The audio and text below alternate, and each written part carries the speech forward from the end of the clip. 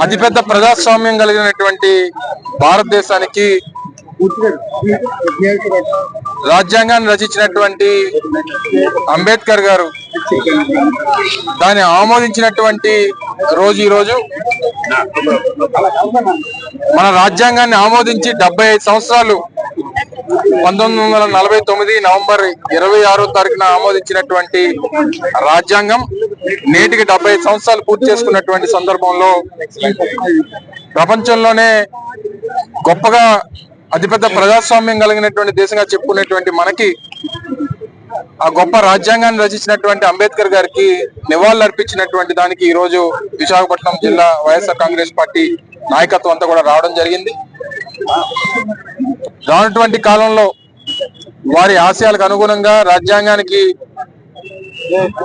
రాజ్యాంగంలో ఉన్నటువంటి ప్రతి అంశాన్ని ముందుకు తీసుకెళ్లేటువంటి విధంగా ముందుకెళ్లాలన్నటువంటి భారతదేశం ఆలోచన చేస్తున్నటువంటి పరిస్థితుల్లో దురదృష్టం ఏంటంటే దేశంలో పరిస్థితులు ఏ రకంగా ఉన్నా ఆంధ్రప్రదేశ్ రాష్ట్రంలో మాత్రం అంబేద్కర్ గారు రచించినటువంటి రాజ్యాంగం గడిచినటువంటి 6 నెలలుగా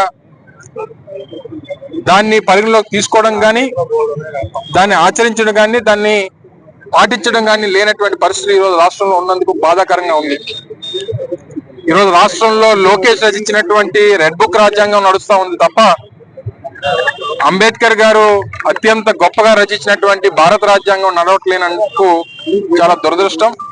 అది అనేక సందర్భాల్లో అనేక విషయాల్లో అనేక రకాలుగా జరుగుతున్నటువంటి విధ్వంసాలు కానీ లేదా వైఎస్ఆర్ కాంగ్రెస్ పార్టీ కార్యకర్తల మీద చేస్తున్నటువంటి దౌర్జన్యాలు కానీ దోపిడీలు కానీ హత్యలు కానీ అనేక అంశాల మీద వారికి నచ్చినట్టుగా చేస్తున్నటువంటి దుష్ప్రచారం కానీ ఏది కూడా రాజ్యాంగానికి లోబడి జరుగుతున్నటువంటి పరిస్థితులు లేవు. ఉదాహరణకి గడిచినటువంటి 4 రోజులుగా రాజ్యాంగం మనకి ఇచ్చినటువంటి హక్కు right to freedom of speech దేశంలో ఉన్నటువంటి అనేక అంశాల మీద ఈ దేశంలో ఉన్నటువంటి ప్రతి పౌరుడికి మాట్లాడేటువంటి హక్కు ఉంది. దానికి అనేక మాధ్యమాలు ఉన్నాయి. ఒకటి ప్రింట్ మీడియా, ఒకటి ఎలక్ట్రానిక్ మీడియా, ఒకటి సోషల్ మీడియా. ఈరోజు సోషల్ మీడియాలో సరే ఎవరైనా తప్పులు చేస్తే తప్పులు చేసినటువంటి వారి మీద యాక్షన్ తీసుకోవడానికి ఎవరు రాజ్యాంగబద్ధంగా దానికి ఎవరు కూడా వ్యతిరేకం కాదు. కానీ కావాలని ఒక వర్గం మీద ఒక పార్టీకి సంబంధించినటువంటి కార్యకర్తల మీద కావాలని కేసులు బనాయించి ఈ రోజు ప్రభుత్వాన్ని ప్రశ్నించేటువంటి దానికి ఆస్కారం లేదు. మీరు ప్రశ్నిస్తే మీరు శిక్షార్హులు అని చెప్పి కావాలని బెదిరించి కేసులు పెట్టి ఇబ్బందులు పెడుతున్నటువంటి పరిస్థితులు గడిచినటువంటి 4 రోజులుగా చూస్తా ఉన్నాం. ఇవన్నీ కూడా చాలా బాధాకరమైనటువంటి విషయం. ఏదేమైనప్పటికీ రాజ్యాంగం ఏదైతే అమల్లో ఉందో అంబేద్కర్ గారు రచించినటువంటి రాజ్యాంగం వారి ఆశయాలకు అనుగుణంగా వారి తాలూకా ఆలోచనలకు అనుగుణంగా భారతదేశం ఈ రోజు అత్యంత శక్తివంతమైనటువంటి దేశంగా ప్రపంచంలో ముందుకు వెళ్లాల్సినటువంటి పరిస్థితుల్లో ఈ పరిస్థితుల్లో ఆంధ్రప్రదేశ్ రాష్ట్రంలో ఉండడం చాలా బాధాకరమైనటువంటి విషయం. తప్పకుండా రానటువంటి కాలంలో మరింత ప్రజల పక్షాన వైఎస్ఆర్ కాంగ్రెస్ పార్టీ జగన్మోహన్ రెడ్డి గారు వైఎస్ఆర్ కాంగ్రెస్ పార్టీ నాయకులు కార్యకర్తలు ప్రజల పక్షాన పోరాటం చేస్తాం. అనేక అంశాల మీద ప్రజల్లోకి వెళ్తాం.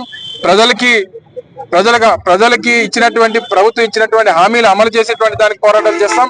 ప్రభుత్వానికి సంబంధించినటువంటి ఆస్తులు కాపాడేటువంటి దాంట్లో కానీ రాజ్యాంగబద్ధంగా ప్రజలకు ఉన్నటువంటి అన్ని హక్కుల్ని కాపాడుకునేటువంటి దానికి వైఎస్ఆర్ కాంగ్రెస్ పార్టీ నిరంతరం పోరాటం చేస్తుందనేటువంటి విషయాన్ని మరొకసారి ఈ సందర్భంగా మీ ద్వారా తెలియజేసుకుంటూ ఘనమైనటువంటి నివాళులు అంబేద్కర్ గారికి అర్పిస్తూ అత్యంత గొప్ప రాజ్యాంగాన్ని రచించి ఈ రోజు 140 కోట్ల మంది ప్రజలకి భారతదేశ ప్రజలకి ఇచ్చినటువంటి అంబేద్కర్ గారి జీవితాంతం అందరం కూడా రుణపడి ఉంటాం. ఆయన ఆశయాలకు అనుగుణంగా నడుస్తామనేటువంటి విషయాన్ని మరొకసారి మీ ద్వారా తెలియజేస్తా ఉన్నాం. సరే, ఇప్పుడు గడిచిన 5 ఏళ్లలో రాజ్యాంగం నచ్చిందని వాళ్ళు అంటారు. ఇప్పుడు రెడ్ బుక్ రాజ్యాంగం అంటారు.